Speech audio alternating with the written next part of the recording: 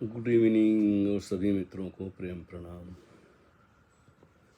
एक प्रश्न कई दिनों से आया हुआ है, लेकिन पता नहीं क्यों बस कहना चाहिए कि मूड नहीं बना। सोचा कल कर देंगे, शाम को कर देंगे, फिर कर देंगे। ऐसा करते करते समय गुजरता गया और लेकिन याद था मुझे, कई बार जी चाहा कि आज ही मैं प्रश्न का उत्तर दे दूं। अब क्या किया जाए, अपने आप से ज़बरदस्ती भी नहीं होती। जब भूख लगती है तभी खाने का मज़ा आता है। तो ऐसे ही बहुत तरह की इच्छाएं, क्रियाएं होती है। जब शरीर नहीं कहता है तो हम उससे अब ज़बरदस्ती नहीं करते हैं। खैर, ये तो पर्सनल बातें हैं। प्रश्न ऐसा है कि हाँ, इन्होंने पूछा है सोनिया भारद्वाज ने। पहले भी इनके एक दो प्रश्नों का उत्तर मिला होगा उन्हें। उसी क्रम में उन्होंने आगे का प्रश्न किया है कि धन्यवाद सर, आपने जो वीडियो मुझे भेजा वो मैंने ध्यान से सुना। उसमें आपने जो भी बोला मैं उससे ज़रूर अपने ध्यान में सहायक के रूप में, पथ प्रदर्शक के रूप में ग्रहण करूंगी। उसमें जब आपने मौन कहा तो मेरे हृदय ने उसे पकड़ लिया और महसूस हुआ कि अब मौन होने का समय आ गया है। ये बड़ी बात है। असली बात तो यही है। आगे तो सब फिर क्रिया क्रिया का जगत है। मौन तो हमारा स्वभाव है, मौन हम लेकर ही आते हैं। लेकिन समाज में आते हैं तो भाषा सीखनी पड़ती है और मजबूरी है। वो हमारी चॉइस नहीं होती, हमारा चुनाव नहीं होता कि हम कौन सी भाषा बोलेंगे। जो माता पिता आसपास के लोग बोलते हैं वही सीख जाते हैं। तो भाषा हमारा चुनाव नहीं है, फिर विचार भी हमारा चुनाव नहीं है। ये तो बस आते रहते हैं। जब भाषा सीख ली तो विचार आते रहते हैं। फिर आगे की बात आपसे करें। फिर आपने आगे क्या कहा है? आपने मौन कहा तो मेरे हृदय ने उसे पकड़ लिया और महसूस हुआ कि अब मौन होने का समय आ गया है। वैसे तो मौन से परिचित हूँ, पर जैसे भूल गई थी। आपने धूल झाड़ दी, उसके लिए कोटि कोटि नमन। दूसरा जवाब ओशो की ऑडियो से मिल गया। अक्सर मैं ध्यान करती हूँ पर 1 घंटे से ज़्यादा नहीं कर पाती। मुझे लगता है कि जब जब जब मुझे कोई अनुभव हुआ तो उसका कारण शायद यही रहा है कि मैं 1 घंटे तक ध्यान कर रही थी।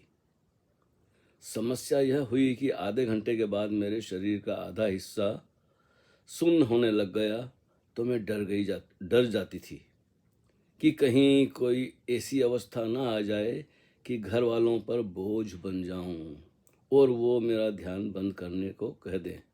पर फिर भी मैंने धीरे धीरे समय बढ़ाया। फिर मैंने 1 घंटा शुरू किया। अब ओशो ने बोल दिया 1.25 घंटे के बाद ही अनुभव बढ़ेगा, तो अब समय और बढ़ाऊंगी। एक बात बताएं कि जो ये बॉडी का सुन्न हो जाना किस वजह से होता है? क्या हमें इससे भयभीत होना चाहिए या आगे बढ़ते रहना चाहिए? हालांकि कई बार जब मैंने खुद से कहा कि ऐसे तो काम नहीं चलेगा, समय तो आगे बढ़ाना पड़ेगा, तो मैंने समय बढ़ा दिया। अब ऐसा होता है कभी कभी 1 घंटा ध्यान करने पर भी बॉडी शून्य नहीं होती, यानी कि शरीर शून्य नहीं होता। तो कई बार आधा घंटा ध्यान करने पर शून्य हो जाती है बॉडी। ऐसा क्यों होता है? कृपया बताने की अनुकंपा करें, धन्यवाद। सोनिया जी, बहुत सी बातें हैं, प्रश्न बड़ा लंबा है।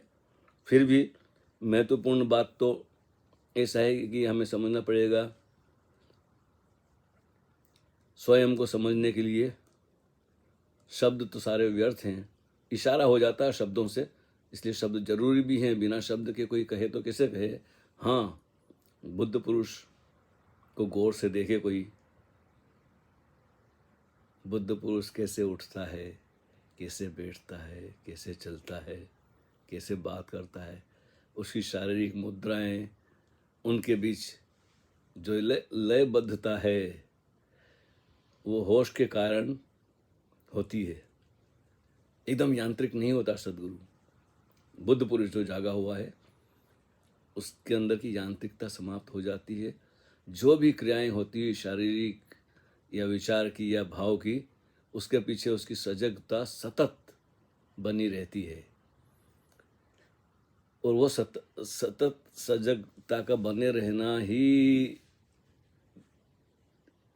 हमें भी उपलब्ध हो, उसके लिए सारी विधियां हैं। तो विधियों से गुजरना पड़ेगा, वो क्रियाएं तो करनी पड़ेगी, लेकिन क्रियाएं ध्यान नहीं है।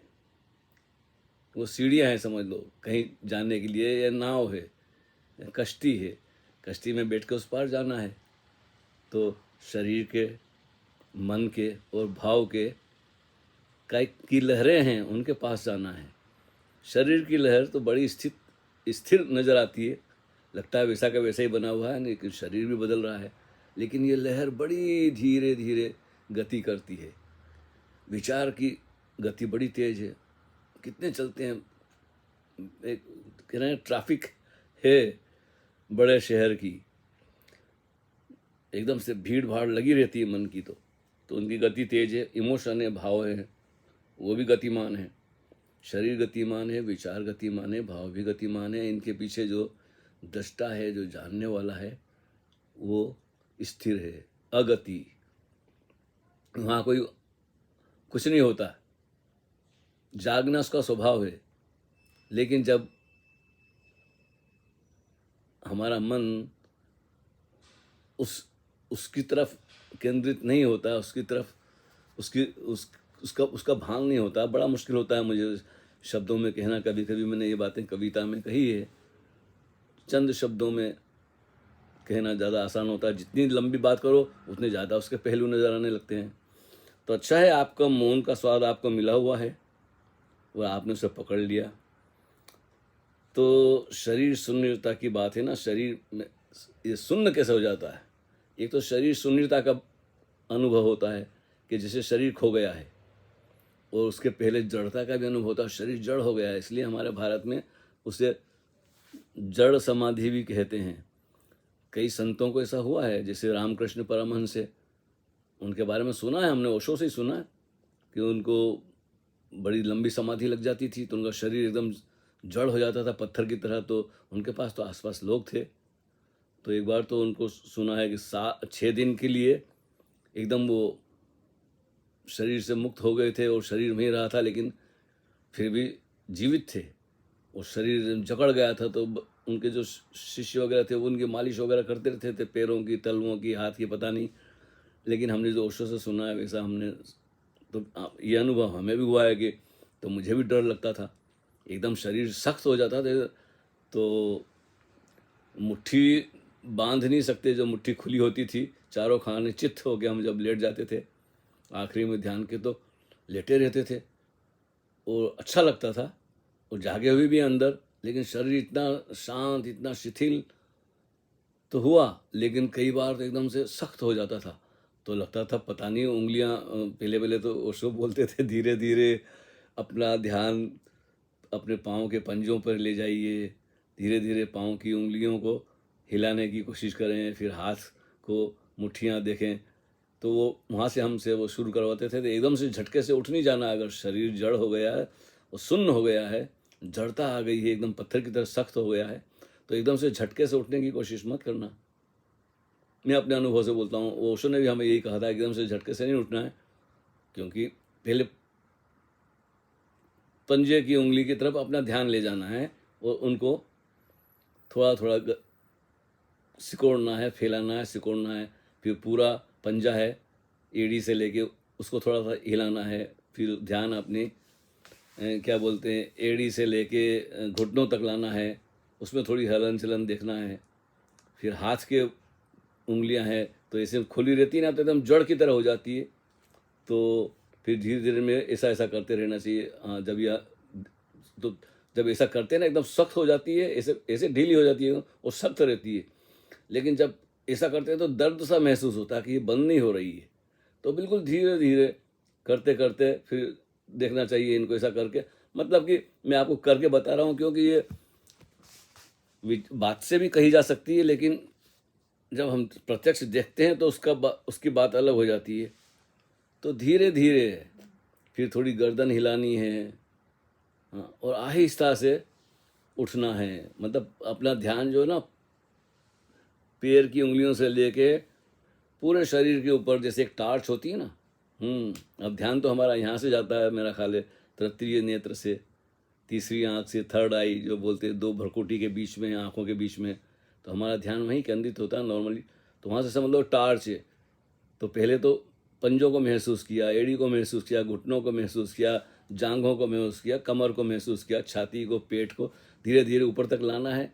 फिर धीरे धीरे, तो ये सबके साथ होता है, ये तो मैं नहीं कह सकता, लेकिन मेरे साथ तो हुआ है। और मैं भी डर गया था कई बार, तो मैं बोला इतनी देर तक मुझे नहीं लेटना है, नहीं तो मैं अकेला रहता हूँ अकेला रहता हूँ, किसी को पता भी नहीं चलेगा मैं कब चला गया। तो डर भी लगता है स्वाभाविक, लेकिन क्या है कि जैसे आपने कहा ना कि मैंने सुन हो जाना, क्या हम इससे भयभीत होना चाहिए? हालांकि कई बार जब मैंने खुद से कहा, ये पॉइंट की बात है, जब खुद से कहते हैं ना, तो वो एक प्रक्रिया है अंदर की, जिससे हम एकदम कह नहीं सकते कि क्यों होती है, लेकिन कुछ है जो हमारी बात मानता है, शरीर भी हमारी बात मान लेता है। अब इसका अनुभव मुझे कई बार हुआ। जैसे भारत में तो हमारे पास अलार्म घड़ी भी नहीं थी, लेकिन क्या है कि कई बार जाना होता था, भाई सुबह 5 बजे उठना है, और अकेले रहते थे, तो बस ओशो ने हमें तरकीब बता दी थी कि खुद से कह देना 3 बार नींद आने से पहले कि सुबह 5 बजे मुझे जगा देना। यह बड़ा सघन भाव होता है कि सुबह जाना ही जाना है। यहाँ भी कई बार होता है। अब तो खैर घड़ियाँ भी हैं, उठ के देख लेते हैं कितने बजे हैं, लेकिन कई बार तो उस चक्कर में नींद ही नहीं आती कि भाई जल्दी जाना है, तो रात को 3-4 बजे तक नींद नहीं आती। आखिरी में जब उठने का समय आता है, उसके 1 घंटे पहले नींद आती है। तो बड़ी शारीरिक भी, मन की और भावनाएं की बड़ी उलझनें भी हैं। इन सब के पार जाना है, और जैसा भी उचित लगे।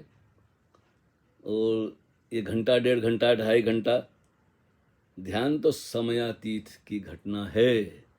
अब जब बुद्ध के, महावीर के, जो बुद्ध के शिष्य थे, भिक्खु थे, महावीर के थे, उनकी प्रक्रिया बिल्कुल अलग थी। हम तो समय के हिसाब से करते हैं ना, और जितना बड़ा समाज होता है और परिवार होता है, कामकाज होते हैं, तो इस हिसाब से ओशो ने अपनी विधियां बनाई है। सच में तो ऐसा है कि ये 24 घंटे का काम है, सतत का काम है। बुद्ध के सन्यासी या महावीर के सिर्फ भिक्षा लेने जाते थे गांव में और लेके आ गए, तो 24 घंटे क्या करते थे? सुबह शाम दोपहर सब ध्यान में ही। तो इतना समय वो तो ध्यान में देते थे। और फिर उसमें भी क्या है कि सबके सब तो बुद्धत्व को उपलब्ध नहीं हो गए।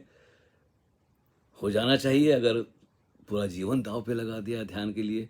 लेकिन जब समूह होता है, मित्र होते हैं, जान पहचान होती है, तो बहुत सारी चीज़ें, गपशप, ना मालूम क्या क्या उपद्रव होते हैं। मैं आश्रम में रह रहा हूँ, कई तरह के आश्रमों में रह चुका हूँ, तो मुझे पता है कि बाहर से सब कुछ अच्छा लगता है, लेकिन भीतर भी गुटबंदियाँ हो जाती है। तो ध्यान तो एक तरफ, वो आपस की चर्चाएं भी होती है। इसलिए कभी आप वो प्रवचन सुनिए, एस धम्मो सनातनों के, जो बुद्ध पर प्रवचन है ना, उसमें कई गाथाएं भी बुद्ध ने कही है। गाथाओं के अलग सीरियल है सारे, मुझे याद नहीं है। तो उसमें जो बुद्ध के सन्यासी थे, आपस में उनके क्या चलता था, उनकी चर्चाएं हैं। तो ऐसा है कि ओशो को भी सुनती रहें, और सभी तरह के प्रवचन सुने। वैसे तो जो भी आपके पास हो उनको सुने, ना हो तो मुझसे संपर्क कीजिए। तो वो टेलीग्राम है, उस पर मैं भेज दूंगा, अगर जो चाहिए तो वो आप बना लें जीवन का एक हिस्सा के रात को सोते समय एक प्रवचन ओशो का लगा के सो गए बिस्तर में, तो धीरे धीरे वो अचेतन में उतर जाए। मैं तो अभी कभी कभी सुनता हूँ, पहले बहुत नियम था कि सुने बिना चैन ही नहीं आती थी, लेकिन अब ऐसा है कि बस जैसा है वैसा ठीक है, अपने आप से ज़बरदस्ती में नहीं करता। तो अच्छा चल रहा है आपका सब कुछ। और क्षमा कीजिए कि मैंने भाई आपका प्रश्न कब आया था, तब से अभी तक मैंने इस पर कोई चाहा तो था कि मैं बताऊंगा, लेकिन आजकल ऐसा होता ही नहीं है। वो लगन नहीं रही पहले जैसी, जैसे पहले रोज़ लिखा करते थे, संस्मरण थे, फिर प्रश्नोत्तर, अभी प्रश्न कभी कभी लोग भेजते भी हैं और कभी, तो मुझे लगता है कि क्या चर्चा करना, हम बहुत कर लिए। पुरानी जो हैं, जो पोस्ट हैं, उन्हीं को शेयर करता रहता हूँ। कह नहीं सकते, अगर फिर से सिलसिला शुरू हो जाए, अगर कोई अच्छे मित्र हैं प्रश्न भेजेंगे, तो मन में आया कि भाई इन प्रश्नों के जवाब देना चाहिए। वैसे ध्यान तो अनुभूति का जगत है, इस पर ज़्यादा चर्चा करना, क्योंकि जिसको अनुभव नहीं है इन बातों के, उनको क्या लेना देना। लेकिन जो क्रिया से गुजरते हैं और सतत करते हैं ध्यान, कोई भी विधि हो ध्यान की, अगर सतत करते हैं, पूरी प्राणपन से करते हैं, तो घटनाएं घटती है ऐसी। और फिर दिन भर साधते रहना, होश शरीर के तल पे होश साधना, मन के तल पर भावों को देखना। तो असली तो सुबह 1-2 घंटा कर लिया वो तो ठीक है, या शाम को कर लिया या रात को लिया, लेकिन वो स्मृति, वो बोध सतत बना रहे, इसके लिए प्रयास करना पड़ता है। 1000 बाधाएं आती है, भूल जाते हैं, लेकिन घंटे में अगर 10 सेकंड, 20 सेकंड, आधा मिनट भी अगर हमको याद आ गया, तो हमारा श्वास के प्रति सजगता, चलने के प्रति, जो भी शरीर क्रियाएं करता, उसके प्रति बोध बना रहे, ऑटोमेटिक यांत्रिक ढंग से, कुछ भी ना हो। लेकिन होता है, ये बहुत पुरानी आदत है। दोस्तों तो कहते हैं जन्मों जन्मों की आदत है, जन्मों जन्म हम शरीर में रहे हैं, तो शरीर से ऐसा तादात्म्य हो गया है कि हम सोच ही नहीं सकते कि हम शरीर नहीं हैं। यही फर्क है। तो ये बस होश की साधना, साक्षी की साधना धीरे धीरे फलित होगी, लेकिन वो भूमि तो आपको तैयार करनी पड़ेगी क्रिया से ही। और वहाँ काफ़ी उथल पुथल होती है, शरीर तो भूमि है ही, तो कुछ भी नया होगा, उत्पात होगा, उसमें भोजन में भी फर्क पड़ता है, नींद में भी फर्क पड़ता है। और क्रोध कोई बुरी बात नहीं है, जब जरूरी है, क्रोध आ रहा है तो उसको खुलकर प्रकट करें। अगर रिस्क हो, झंझट पैदा होती हो, किसी से संबंधित हो क्रोध, तो बड़ा मुश्किल होता है, तो फिर भी उसको सुबह ध्यान में निकाल दें। आप कभी कभी तो स्वयं पर भी क्रोध आता है कि भाई इतने बरस से लगे हुए हैं, अभी तक कुछ हुआ नहीं।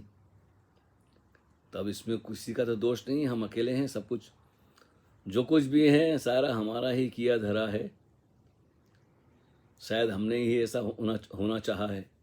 कुछ कह नहीं सकते, उसकी तरह से प्रामाणिक ढंग से तो हम कुछ कह नहीं सकते, लेकिन ऐसा ही है जीवन, अद्भुत कहानी है।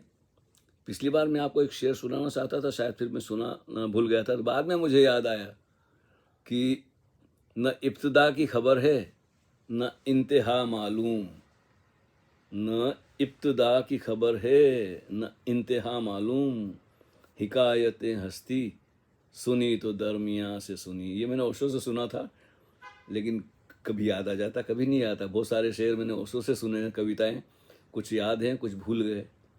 जैसे एक नीरज की कविता है, पूरी कविता भूल गया, लेकिन जो उसका सारभूत दो पंक्तियां हैं शायद, वो मुझे याद हैं। वो इस प्रश्न से शायद समझ में भी आए बात कि मैं अकंपित दीप प्राणों का लिए, मैं अकंपित दीप प्राणों का लिए, यह तिमिर तूफान मेरा क्या करेगा। अब ये पता नहीं कौन सी कविता थी, कहाँ से सुनी थी, मैंने पढ़ी थी या, लेकिन बस वो कभी कभी ऐसी चीज़ें याद रह जाती है। तो कई बार तो एक गीत रेडियो पे सुनते थे उस ज़माने में, तो इतनी समग्रता से सुना होगा कि याद रह गया। और कई चीज़ें हैं, कई बार सुनी हैं लेकिन याद नहीं है, मतलब हमें उसमें रुचि नहीं थी शायद। तो बहुत अच्छा है कि आपने अपना जो भाव था, जो भी समस्या थी, तो घंटे, 1.5 घंटे, 2 घंटे का समय, ओशो की दृष्टि, उन्होंने अलग अलग ढंग से अलग अलग व्यक्ति से बात की है। तो ये बात कब कही है, किससे कही है, इसका मुझे पता नहीं है, क्योंकि जब कोई प्रश्न पूछता था तो ओशो उसी को उत्तर देते थे। हालांकि कभी प्रवचन में होता था तो वो इस ढंग से देते थे कि दूसरे लोगों के भी काम पड़ जाए। तो आप अपना समय निश्चित करें, या जब छुट्टी का दिन हो तो समय भूल जाएं, घंटा 2 घंटा क्या, बोध तो सतत रखना है। 24 घंटे बड़ा मुश्किल है, लेकिन जब भी याद आ जाए श्वास के प्रति सांस तो अक्रिया है ना, सांस तो हम तो लेते नहीं हैं, ना हम छोड़ते हैं ना हम लेते हैं।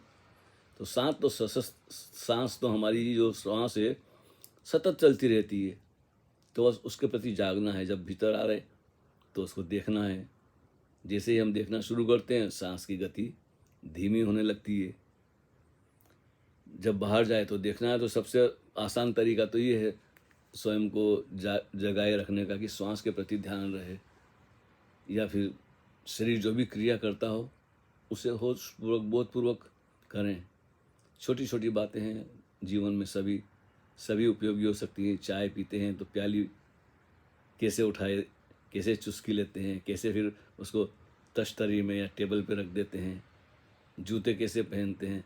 तो छोटी छोटी क्रियाओं में ध्यान जब होगा तो फिर अलग से विधि करने की जरूरत नहीं पड़ेगी। तो ऐसा है कि ये विधियां ध्यान नहीं है, ये विधियां ध्यान के लिए भूमि तैयार कर देती हैं। कहीं से भी यात्रा करो शुरू, लेकिन ये यात्रा बाहर कहीं जाने की नहीं है, स्वयं को जानने की है, जागने की है। तो इस पर क्या चर्चा करें, आपको एक दो कविता सुना देते हैं तो देखें शायद उससे इशारा मिल जाए। गद्य और पद्य में यही है। देखिए जी, ये कविता एक दो सुनिए, और ये मुझे शौक है कविता का। वह जो है, इस कविता का शीर्षक है असमर्थ। वह जो है उसे कहने में, वह जो है उसे कहने में सारे शब्द असमर्थ और सारी भाषाएं व्यर्थ। फिर भी ऐसा है एक छंद, फिर भी ऐसा है एक छंद, अहिर्निश गुंजायमान। ये जो सनसनाहट गूंज रही है ना, फिर भी ऐसा है एक छंद, अहिर्निश गुंजायमान, जिसमें जगती का प्रारंभ और अंत समा जाता है।